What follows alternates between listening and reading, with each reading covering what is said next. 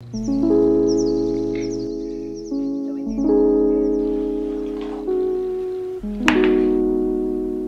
Capuche Verte et moi, nous nous sommes séparés après 1 an et demi de relation.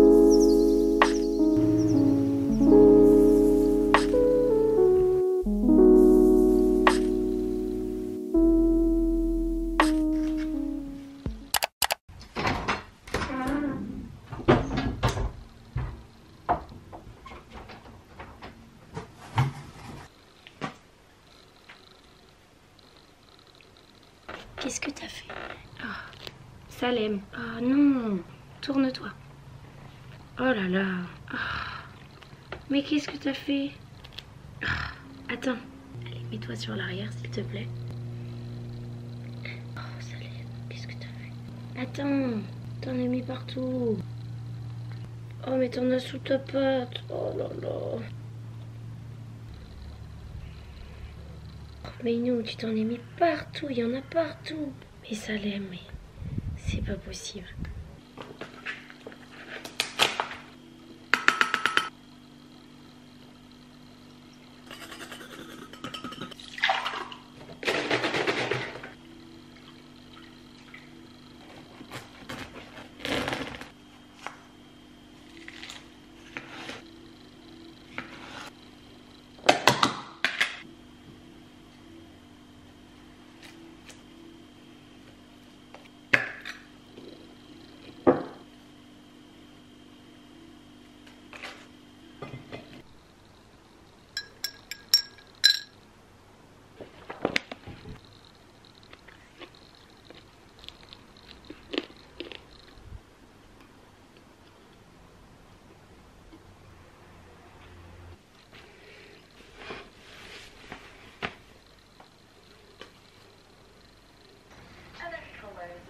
As you open your knee, make sure that your knee out. Extend your leg out in line with chin. Really the leg forward and kick the leg back. One, well done.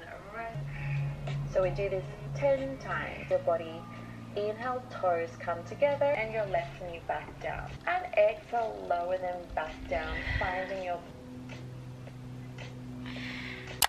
Hello les cœurs, j'espère que vous allez bien. Bonjour et bienvenue dans cette nouvelle vidéo. Très contente de vous retrouver pour cette vidéo où j'avais envie de ralentir un petit peu et de passer du coup ce petit moment avec vous. Je me suis dit que j'allais prendre cette journée pour moi. En fait ça fait des mois que je bosse tout le temps et je prends 0 temps pour moi. Entre mon CDI, Instagram et YouTube pour moi, plus les marques que je gère en community management, je suis un peu sous l'eau. Et même là cet été j'ai pas du tout coupé puisque je vous ai fait des vlogs post-opératoires etc. Aujourd'hui c'est dimanche. Et je me suis dit que ça serait cool de prendre le temps de passer cette journée ensemble. Bon, vous l'avez vu, j'ai démarré cette matinée tranquille à lire dans le jardin. Là, je viens de faire ma première séance de pilates ever. Ça fait du bien, c'est très doux, sachant que là, du coup, je suis encore à quelques semaines post-opératoires à l'heure à laquelle je filme cette vidéo.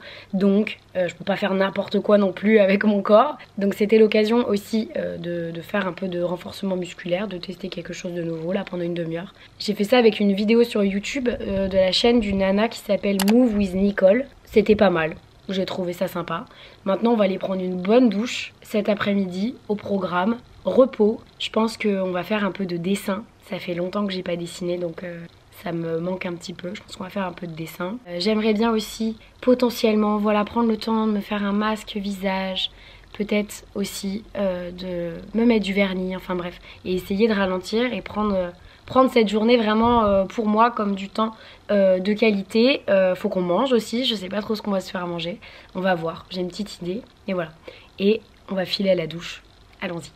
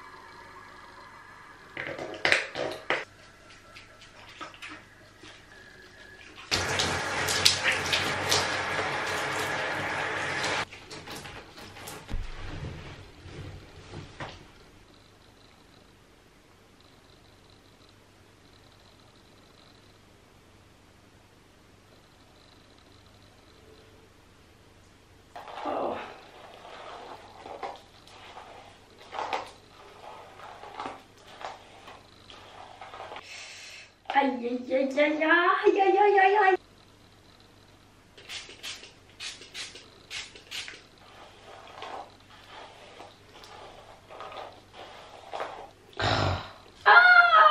Aïe, aïe, aïe.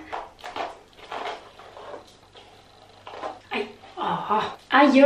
Oh. Ah. Aïe.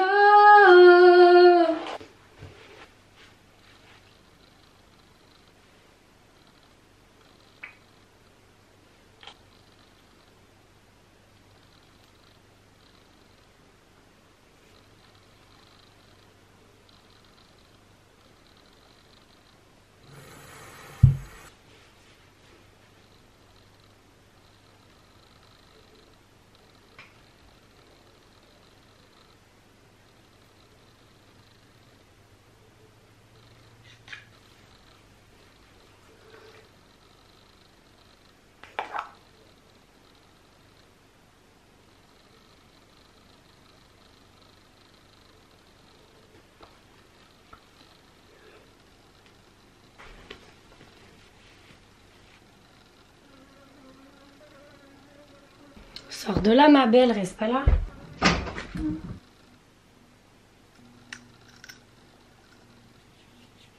D'ailleurs, ça me fait penser que vous êtes toujours plein à me demander mais comment tu fais pour avoir une épilation durable sans avoir à jeter par exemple des bandes de cire. Moi je fais l'épilation laser, c'est pour ça que vous m'avez vu me raser les aisselles tout à l'heure, c'est parce que du coup comme je fais l'épilation laser au maillot et aux aisselles, j'ai pas le droit de m'épiler à l'heure actuelle, donc j'ai seulement le droit de raser entre mes séances d'épilation laser. C'est super efficace, faut mettre le prix c'est vrai, mais perso c'est le truc sur lequel je suis ok de mettre un budget puisque ça va me rester toute ma vie. Sinon j'utilise un épilateur que j'ai acheté en seconde main sur le bon coin qui marche très bien et franchement ça me dépanne quand j'ai besoin pour les jambes. Pour le déj, on va tester une nouvelle recette. J'ai une aubergine qui traîne au frigo. On va faire des frites d'aubergine. J'ai jamais testé cette recette, c'est une première. Je sais jamais comment cuisiner les aubergines, je sais jamais quoi en faire, donc là c'est l'occasion.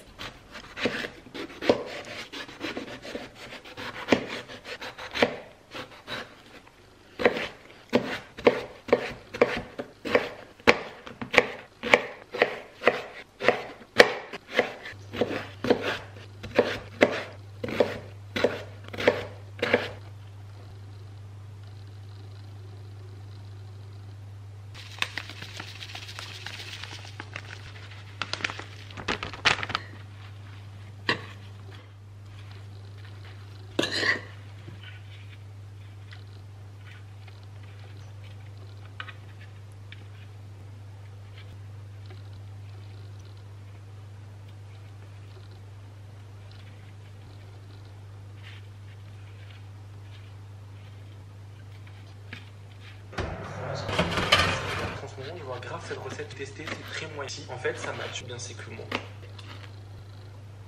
En fait, je me fais tout le temps parce que je veux pas. C'est pas bien, enfin, j'aime pas.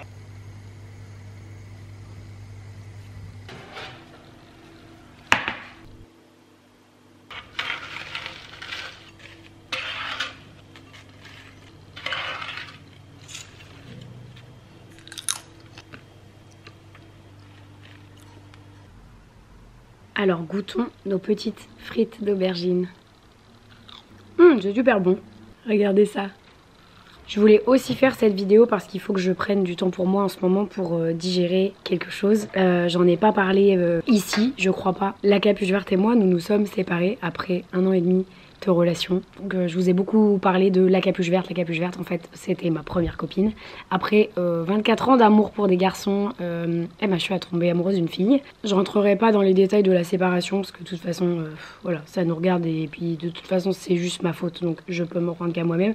En revanche, je m'aperçois que ces derniers mois, parce que du coup, ça fait 2-3 mois qu'on n'est plus ensemble. C'est assez récent, mais je passe vraiment par plusieurs phases. Et je me mets vraiment à fond dans les réseaux. Du coup, vraiment encore plus qu'avant depuis qu'on n'est plus ensemble. Parce qu'en fait, ça me permet de pas penser. Je m'aperçois que quand il y a des moments où je fais pas de montage, où je suis pas en train de penser à mes vidéos, j'ai tendance à pleurer, etc. Je pense que c'est juste que je suis en train de digérer la rupture, quoi. Et depuis qu'on n'est plus ensemble, en fait, à chaque fois que je prends du temps pour moi, ça veut aussi dire prendre du temps pour penser à tout ce qui s'est passé et au fait qu'on n'est plus ensemble, donc être triste, etc. Donc en fait, c'est pour ça qu'en ce moment, je prends pas de temps. Parce que tout simplement, ça me permet de ne pas penser à tout ce qui s'est passé et au fait que, bien sûr, bah, c'est dur de digérer une rupture après plus d'1 an et demi d'amour, surtout après une relation qui m'a marqué plus parce que c'était vraiment la première fois que j'étais avec une fille. Ça n'avait rien à voir avec toutes les relations que j'ai pu avoir avant avec des garçons. Je sais pas si ça vous intéresserait que je fasse une vidéo sur ça, peut-être sur le fait de comment je me suis rendu compte que j'aimais aussi les filles. Peut-être ça peut vous intéresser comme truc et peut-être que je pourrais faire une vidéo dessus, je sais pas. J'ai fait déjà quelques contenus sur Insta liés à ça, alors c'est resté quand même assez timide parce que bah, ma cause c'est l'écologie et c'est pas forcément expliquer pourquoi et comment j'ai découvert que j'étais bi, etc. Mais ça peut être un sujet qui peut intéresser certaines personnes et il y a beaucoup de gens qui m'ont dit « Ah mais merci d'ouvrir la parole là-dessus ». Ça a été un long cheminement, que ce soit avec bah, moi-même déjà, puis ensuite avec mes proches et particulièrement ma famille. Maintenant ça va mieux. Mais on a eu des phases quand même très compliquées avec certaines personnes de ma famille. Peut-être que c'est quelque chose qui pourrait vous intéresser, je sais pas que j'en parle.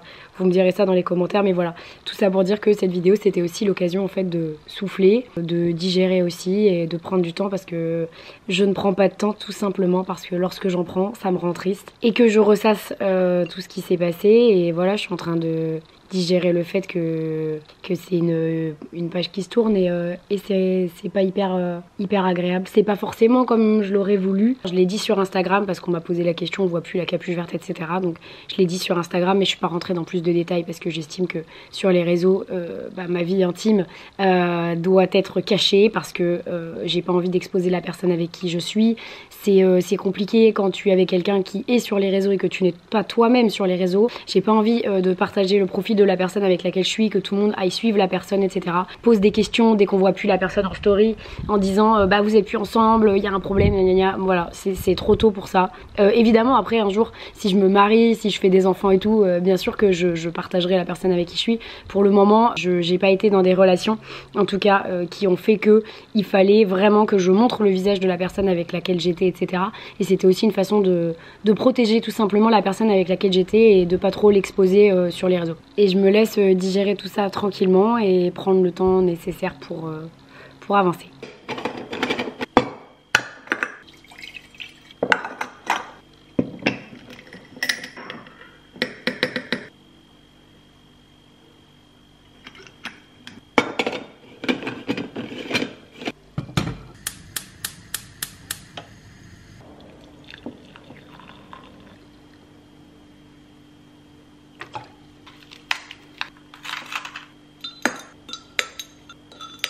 Je me suis posée dans le jardin avec mon petit café au lait pour vous montrer mon bullet journal. Je vous en parle très rarement sur YouTube, j'en parle un peu sur Instagram mais comme c'est un truc que j'estime un petit peu perso, j'en parle pas énormément. Je vous montre quand même les dessins que je fais à l'intérieur. Concrètement ça fait des années que je fais du journaling et je fais des pages de garde chaque mois avec un thème pour pouvoir noter mes objectifs, mes to-do list et les rendez-vous que j'ai, etc. Généralement je vais pas vous mentir, je le fais après que le mois soit passé, tout simplement parce que j'ai pas trop le temps de dessiner au cours du mois, mais je prends toujours en tout cas le temps de le faire et ça me permet de garder une trace et surtout en fait ça me détend de dessiner. J'ai pas pris de cours de dessin, je copie des trucs sur internet, j'ai vraiment aucune technique de dessin mais juste ça fait vraiment des années que je remplis des carnets comme ça en dessinant et j'aime trop. Je vous montre. Ça c'est un exemple de page de garde que je fais pour noter dans l'année les séries Netflix que j'ai regardées et les films que je suis allée voir au cinéma. Chaque année je fais un bilan comme ça écrit où je note à peu près tout ce qui s'est passé dans l'année. Je note aussi en début d'année, généralement je fais ça aux vacances de Noël, mais je note les objectifs de l'année. Ça c'était pour le mois de septembre l'année dernière, j'ai fait un thème plutôt orienté sur la vigne. Le mois d'octobre on est toujours sur un thème très automnal. Décembre j'ai été fan de cette page, j'ai trouvé plein de petits dessins sur internet que j'ai recopiés. La page pour mes lectures et mes sons de cette année, je le remplis généralement à la fin de l'année. Cette année j'ai beaucoup aimé la page du mois de mars où j'ai fait des libellules et plutôt on était dans les tons un peu bleutés, je trouvais ça sympa. Là je dois avancer ma page page du mois de juin que j'ai déjà détouré, etc. Mais du coup, je dois encore la colorier. Pareil pour le thème du mois de juillet, il est feu crayon de papier. Il faut absolument que je repasse en noir et ensuite que je colorie. Je ne me suis pas mis de vernis sur les ongles depuis l'opération. J'ai dû le retirer il y a quasiment un mois. Donc on va se faire une petite pédicure et comme ça va me permettre d'avancer sur mes dessins pendant que le vernis sèche.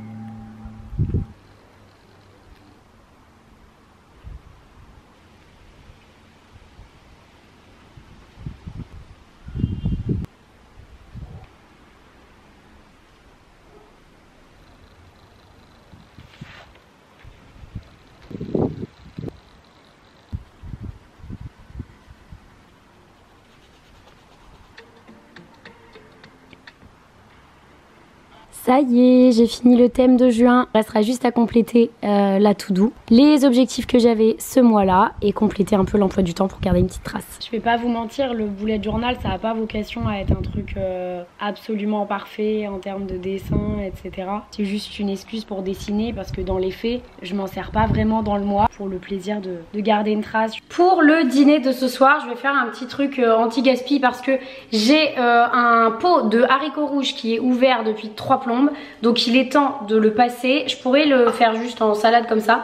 J'ai envie de le pimper un petit peu quand même, vous commencez à me connaître. Je vais faire des petites boulettes de haricots rouges que je vais faire revenir à la poêle.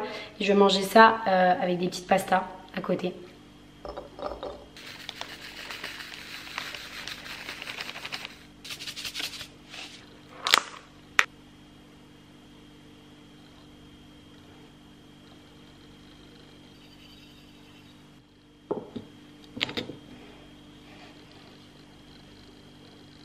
Ça a été, t'as passé un bon week-end? Super.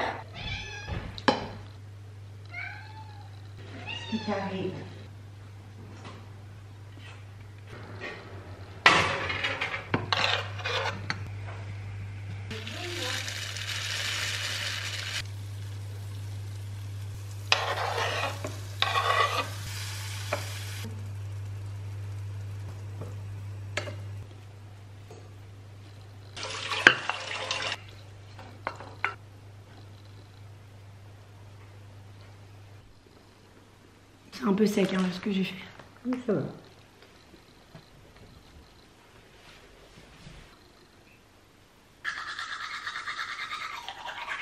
Bon, je suis posée à mon bureau et un truc que je fais souvent, les amis, et que je n'ai jamais montré sur YouTube, c'est que je tire les cartes. J'ai un oracle et j'ai également un tarot de Marseille et ça fait des années que je tire les cartes pour moi, pour mes potes et vu la période de trouble que je traverse, je tire pas mal les cartes en ce moment. La plupart du temps, je pose juste la question de quel est le message que je dois recevoir. Je sais qu'il y a des gens qui n'y croient pas du tout, etc.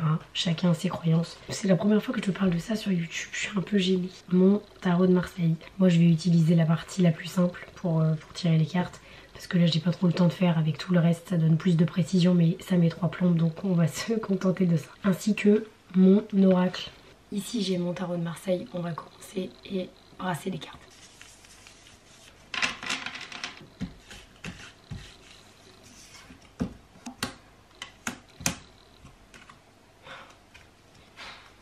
Je souffle parce que c'est pas compliqué en ce moment, c'est toujours la même carte qui revient au milieu, toujours. La carte à gauche c'est le présent, une carte qui s'appelle l'empereur, instinct, discipline, bon conseil extérieur. Mais ça dit aussi lassitude et crainte du lendemain, donc ça c'est pas ouf. À droite c'est la carte du futur, et je suis tombée sur la carte du jugement. Faux amis, désorganisation, ambiance trouble. pas ouf. La carte tout en haut, c'est la carte qui évoque une idée, l'idée globale qu'il y a aujourd'hui autour de ma vie. Et là, c'est la carte du pendu. La carte du pendu, c'est la carte de l'expiation. Quelqu'un va m'apporter une solution inattendue à un grave problème que j'ai. Et ça dit que je suis actuellement dans une misère accrue. C'est pas faux. La carte du bas, c'est la carte de la réalisation, c'est-à-dire comment mon idée se réalise. Et là, c'est la carte du mat. La carte du mat, c'est la carte de l'inconséquence. Et encore une fois, c'est ça qui revient, secours inespéré. Et tout à l'heure, j'ai souri quand j'ai tiré les cartes parce qu'au milieu, j'ai eu une carte que j'ai à chaque fois en ce moment. C'est genre, sur mes 3 derniers tirages, c'est celle qui est tombée au milieu. Et c'est la carte de la mort. La mort, ça ne veut pas nécessairement dire que je vais mourir ou que quelqu'un autour de moi va mourir, c'est pas ça. C'est une carte qui annonce plutôt la fin ou la modification d'un fait. Et comme elle est au milieu, c'est la carte la plus importante, c'est ce qu'on appelle la résultante. C'est-à-dire le truc qu'il faut retenir de tout le tirage, c'est la carte du milieu plutôt. Alors ça me dit possibilité d'amélioration imprévue et échec. Bon, c'est pas ouf, du coup il y a beaucoup de troubles, misère, etc. C'est pas dingue. Ça finit même en mettant échec. Même si encore une fois, c'est à prendre avec des grosses pincettes. Ça cerne bien un petit peu l'état d'esprit dans lequel je suis en ce moment, qui est un peu trouble et un peu perturbé. On va tirer l'oracle, cette fois-ci ça va aller plus vite. Ça va plus vite parce que l'oracle c'est une seule carte. C'est trop. J'ai exactement le même tirage que ce que j'ai fait la semaine dernière. Je viens de tomber sur cette carte qui s'appelle les sages synchronicités. Et sauf qu'en fait j'ai vraiment tiré les cartes la semaine dernière et notamment l'oracle. Et je suis tombée exactement sur cette carte. C'est peut-être que j'écoute pas les messages de la vie, je sais pas, mais la carte dit: soyez attentive aux messages transmis par la vie, il n'y a pas de hasard, tout est parfait. En fonction des phases dans lesquelles je suis, genre là par exemple j'ai tiré déjà la semaine dernière, j'ai eu exactement ça et quasiment les mêmes choses. Juste avant j'avais aussi la mort, j'avais aussi l'empereur. Sur ça il y a un petit bouquin associé où tu peux lire un petit peu plus, mais pour le coup je l'ai déjà lu la semaine dernière et tout ce que ça dit c'est que en gros il y a des signes dans la vie et qu'il faut suivre les signes parce qu'ils sont pas là par hasard. En gros c'est ça que ça dit. En ce moment le soir j'essaye de pas trop être sur mon tel juste avant de dormir. Donc je lis un petit peu, je prends du temps pour lire, pour faire de la méditation, des choses comme ça. Et je lis un petit bouquin qui s'appelle Le syndrome du funambule, qui est sympa. La maison d'édition c'est Bulle d'espoir, c'est une abonnée qui me l'a envoyé. Et c'est que des petits livres en rapport avec l'écologie. C'est des bouquins assez courts, un peu pour adultes, mais c'est quand même hyper sympa au niveau des réflexions et tout. Donc je recommande.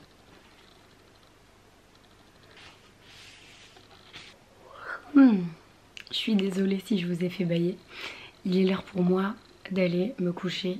C'était très chouette cette journée. Ça faisait très longtemps, je vais pas vous mentir, que je n'avais pas pris autant de temps pour moi d'un coup. Je prends 1 heure par-ci, une demi-heure par-là, mais ça faisait vraiment, je pense, des mois que j'avais pas pris une journée entière sans travailler et en faisant juste des choses qui me font plaisir, juste pour moi. Je mérite de faire ça plus souvent et vous méritez aussi de passer des journées comme ça plus souvent, des journées où vous êtes juste tranquille. J'ai l'impression que notre cerveau il est toujours un peu dissipé, il y a toujours de la musique, il y a toujours une vidéo en fond, il y a toujours des trucs comme ça. Et là j'essaie vraiment de prendre ce temps justement sans écran sur des journées comme ça. Et vraiment ça fait du bien quoi. Merci d'être resté jusqu'ici, je vous embrasse très fort. On se retrouve très bientôt dans une prochaine vidéo. Prenez soin de vous.